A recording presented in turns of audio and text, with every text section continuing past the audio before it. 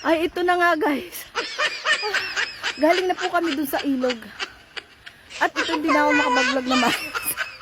Na sobrang tarik ng lalakarin. Diyos ko Lord.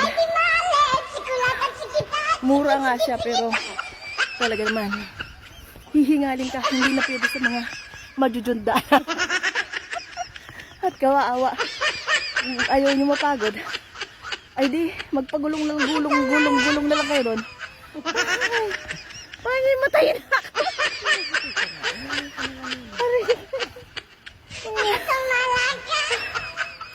Anyway, enjoy ko na lang ang pagbibideo. Where is the beach? Sabi ko sa'yo, lumalakas ako pag sinusuot ko ang sunglass. Beach na lang tayo. Hindi kaya ang ilog.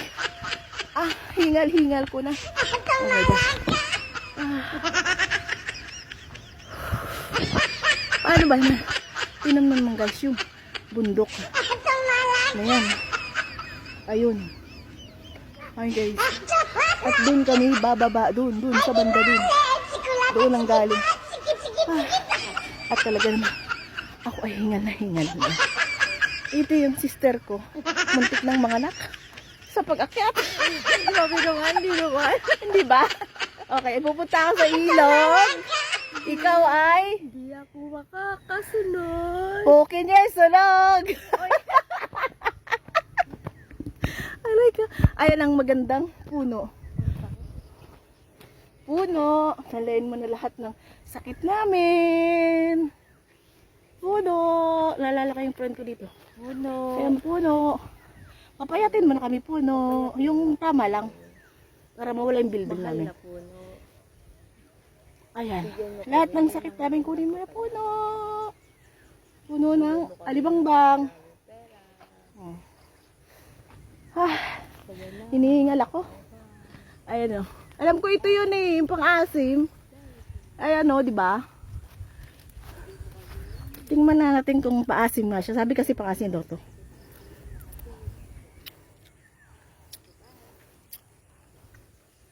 Ito nga yung pang-asim. Ito nga yung pang-asim. Yung sinasabing alibangbang. Oo.